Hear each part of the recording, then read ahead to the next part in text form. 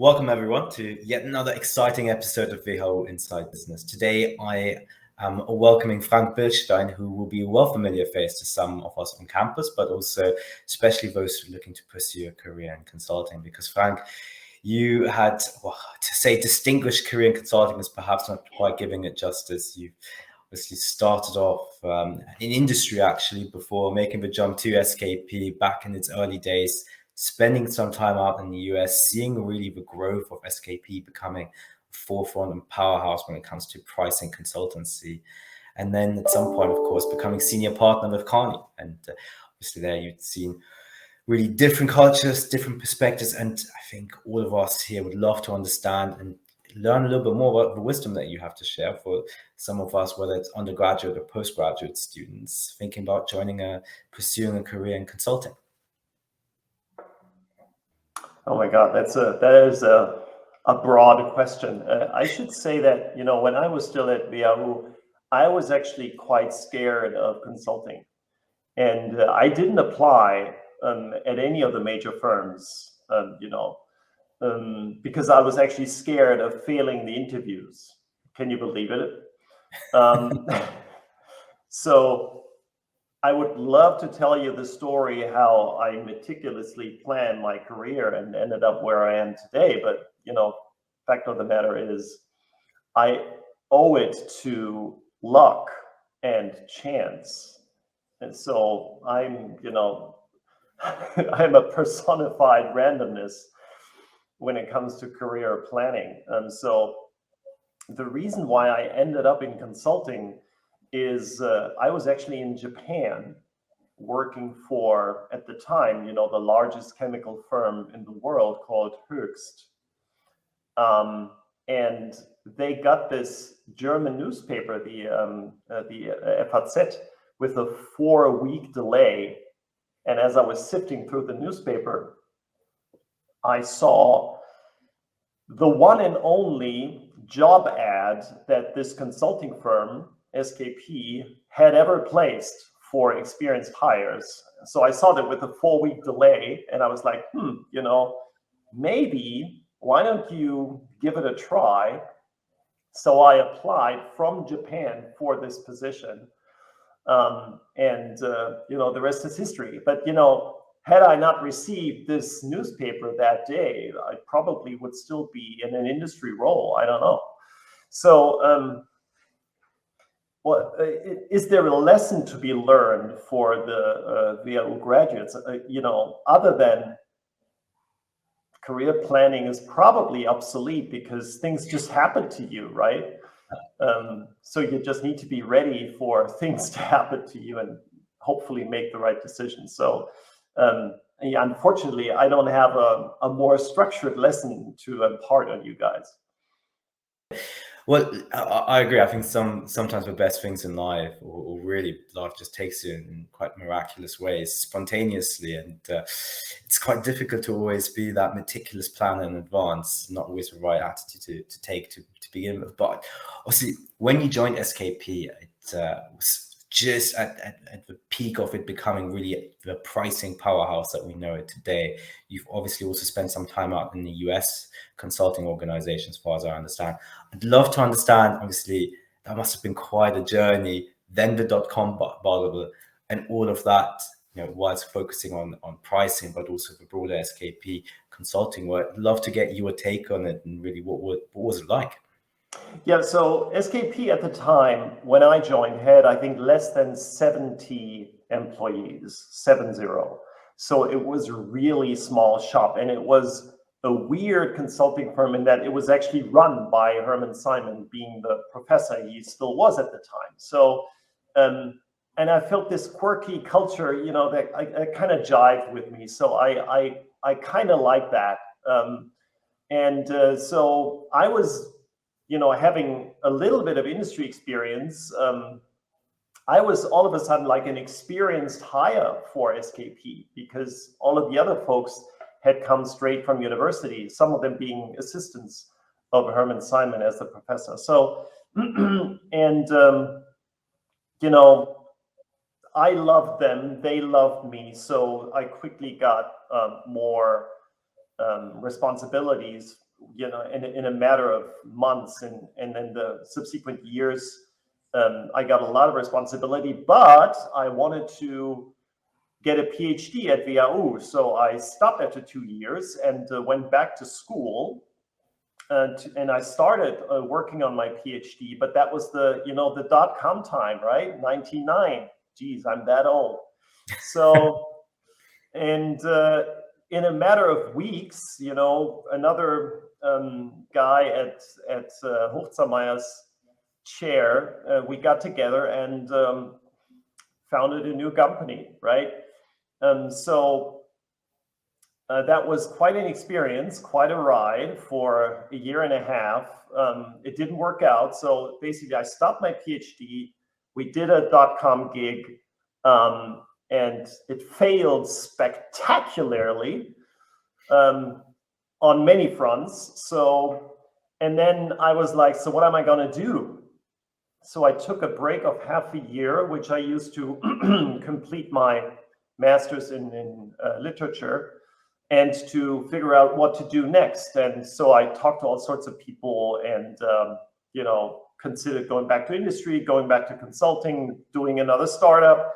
And, after all, I connected really well with my former colleagues at SKP. So I rejoined them. And then in a matter of months, the managing director in the US resigned. And so they had this vacancy to take over the Boston office, and they offered me the position, which I was obviously very thrilled to take on. So February, I think April 2002, I moved to the US and took over the Boston office, which at the time had, like 15-ish, 20 people. And that was, I have to say, the best time of my life professionally. Those 4 years in Boston, I tremendously enjoyed it.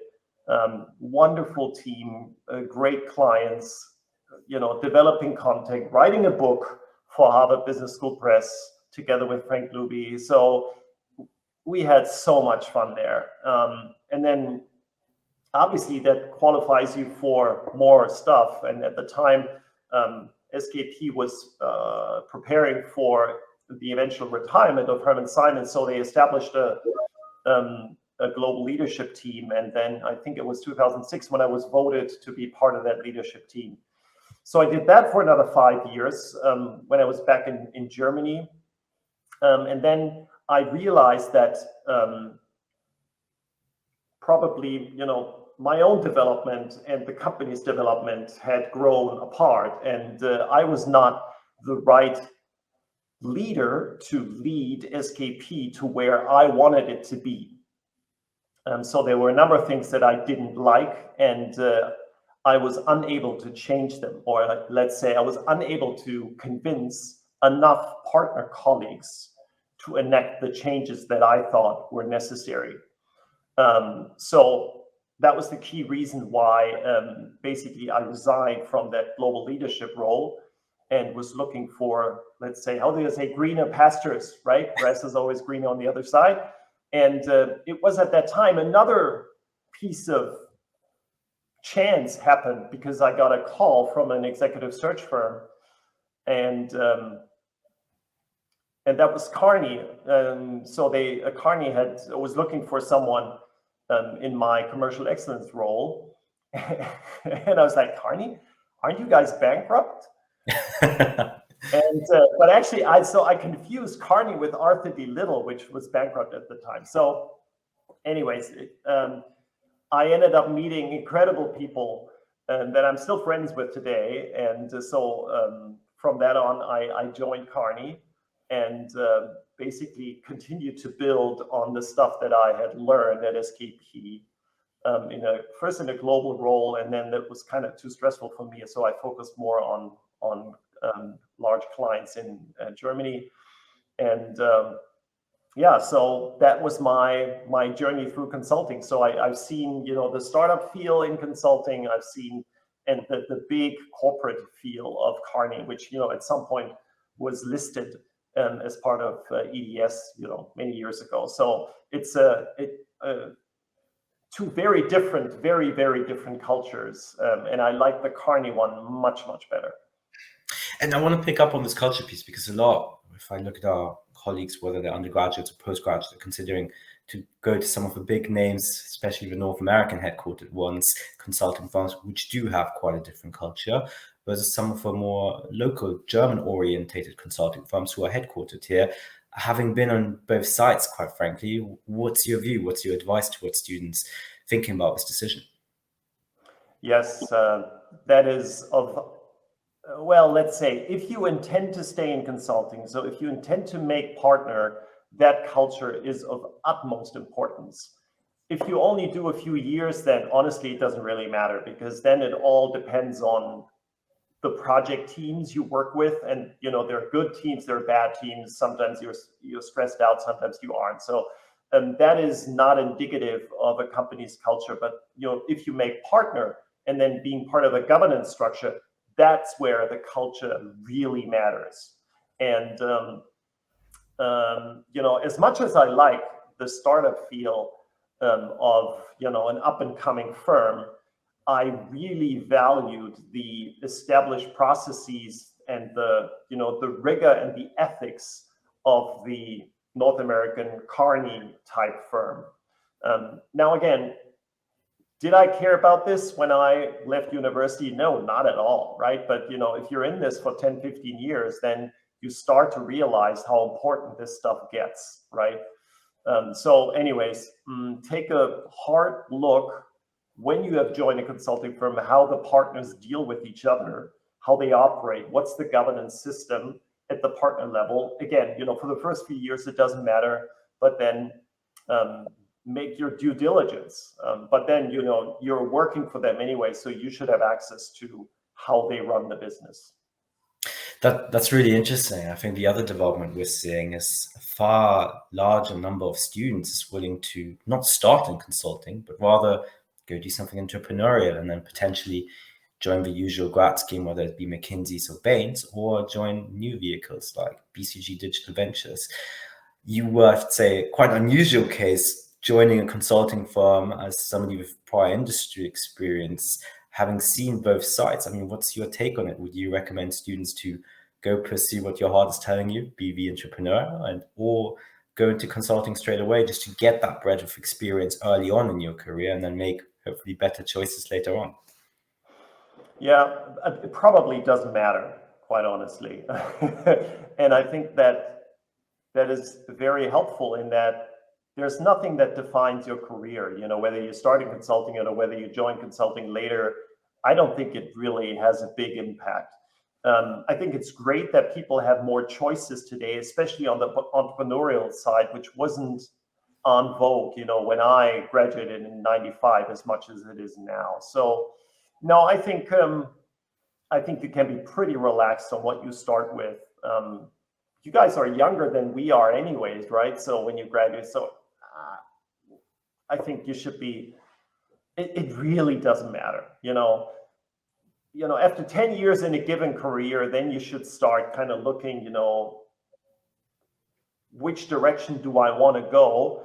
And quite honestly, you know, so I was in industry, I did startups, I was consulting, I did started doing a PhD. So I've seen everything, right? Pretty much. And it boils down to what you want to do. And it takes some honesty with yourself to realize what you're good at and what you enjoy doing. And those two things may not be the same. So, so at Kearney, they're very sophisticated when it comes to personnel development. So I did all sorts of, you know, psychological tests and fairly advanced stuff. And one of those tests, I realized, you know, they test you for what are your motives? What do you value in life, right? So what matters to you? And it's so funny because I was looking at the results and say, what? Is that me? Right. So, and I think I got the highest score. So it's a scale from 0 to 100, right? And I got the highest score on, believe it or not, aesthetics. So what does aesthetics mean? That means, you know, I want stuff to look good. All right. Say, okay, fair enough. that is kind of true. So, I want stuff to look good. And then the second thing where I scored very high is science. Any new ideas, evidence-based approach, data-driven approach, technology-based. That was the second thing where I had a spike. And then the third thing was hedonism. I want fun, I want excitement, I want variety, I want pleasure. Those were the three things. All the other things did not matter to me, right? So I thought, that is as consulting as it gets, right? That profile. And that's why I am so happy. That's why I was so happy in consulting.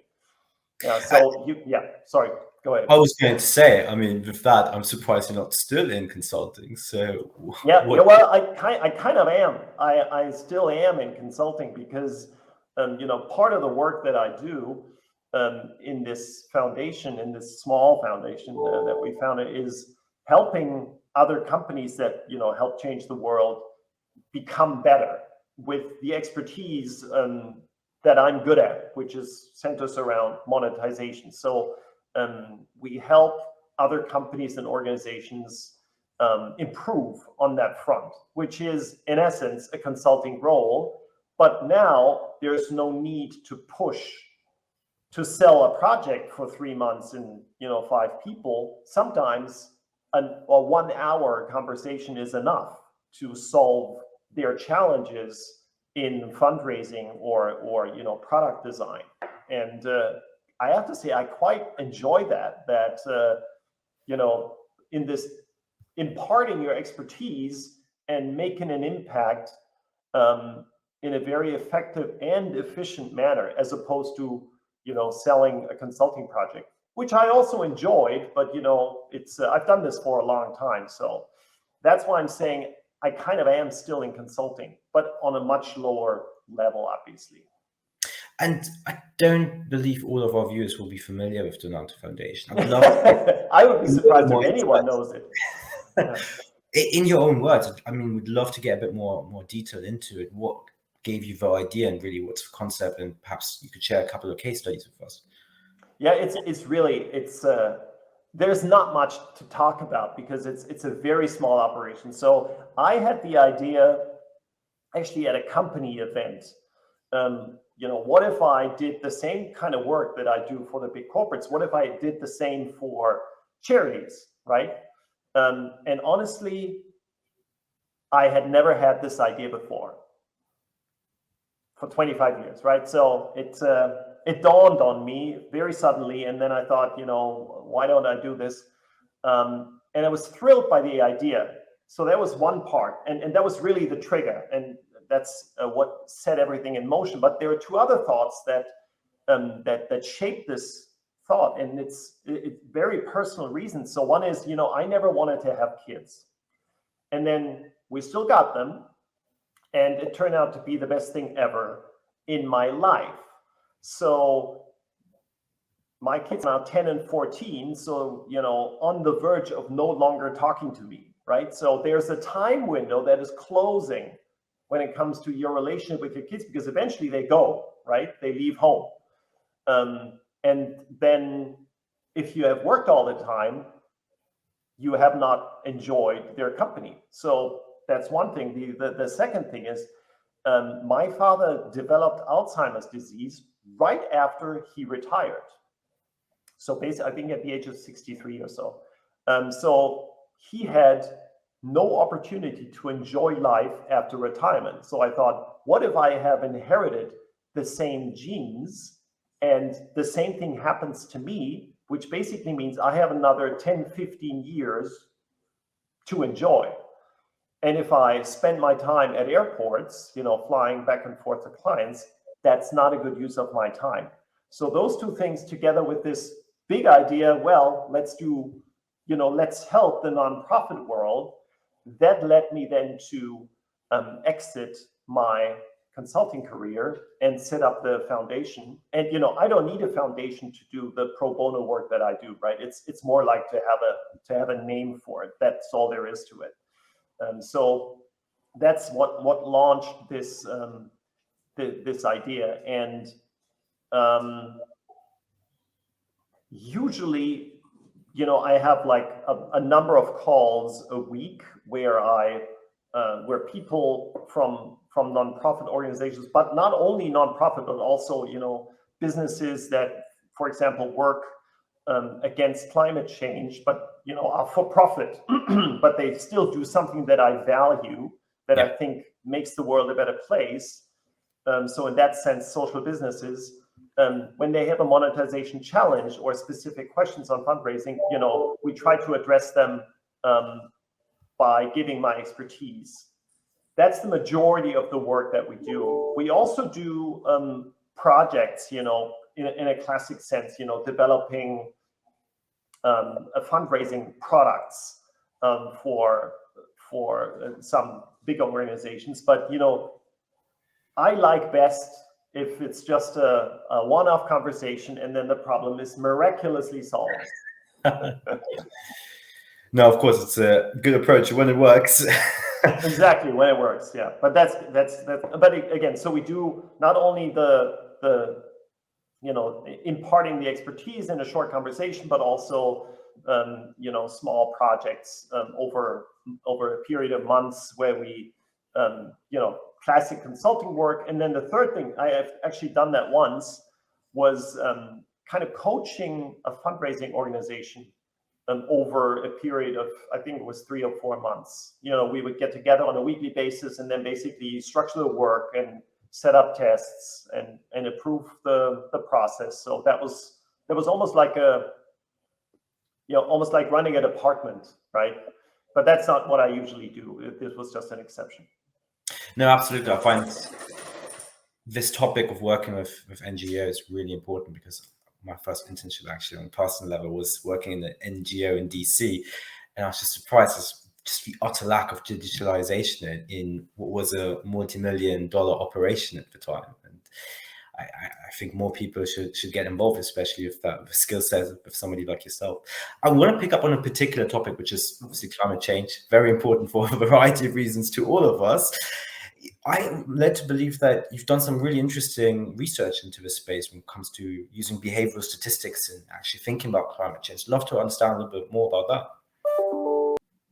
Yeah, so this whole thing started with the question of whether people know what makes an impact on their CO2 footprint.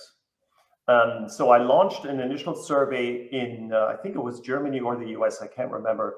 And the outcome was shocking in that the actions which really have no impact at all, like no more plastic bags and regional and seasonal grocery shopping and stuff like that, they ended up on top of the list. So I thought, oh my God, this is really bad. And by the way, I repeated that very survey, I think 2 months ago in the US, and I had almost the exact same results. So the fallacy on what matters in terms of personal actions has not changed in 3 years, or 2.5 years, right? Which I find mind-blowing. So we don't know what helps. That's the first big insight. And then the second big insight is that on average, we only take 1 or 2 actions against climate change, which is a very stable figure across countries where I did this test. And then I thought, can we use behavioral economics to change that? And I thought this would be fairly straightforward. Again, I'm used to make people spend 30% more than they want, right? That's kind of what I do. So I thought this should be fairly easy. And I found that in the tests that I ran, that this is very, very difficult to change with some very straightforward nudges, as they say in behavioral economics. So that was the third round of tests that I ran. So it's quite a disappointment to me that as of today, I haven't found the silver bullet yet to nudge us out of the climate crisis, but I'm still searching. And I'm confident that eventually I'll find something, but right now I haven't found one yet. So in that sense, it's a bit of a disappointment.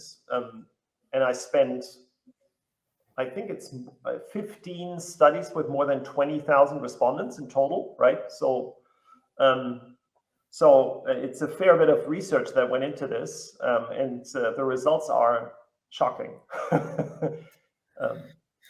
Yeah, not quite room for optimism there. I mean, Yep. Let's focus on the issues at hand. What do you think is the leading cause behind the reason why we perceive things like as recycling to be doing a huge benefit to the environment when they don't? Is it just misinformation, or where does the problem lie? Well, I thought it's the German infatuation with plastic bags, right? Which has been a topic since the 80s. I don't know. You probably don't know it. Jute statt Plastik. That won't ring a bell. Anyway, so, but that's not the case. This is a universal phenomenon. And I'm not saying, no more plastic bags is a bad thing. It's a very good thing, but it doesn't have an impact on climate change. So what we have is that we have multiple environmental issues that are on top of each other in our heads. And there's a crowding out happening, probably. And again, this would not be an issue if people were able and willing to take action on, say, 5 things or 10 things, right? And that's the bottleneck. So as of today, we're just not willing to take multiple actions, because if we were, then, no more plastic bags as one of these 5 actions would not be an issue. But the thing is, we only do 1 or 2 actions, and that's what causes the issue.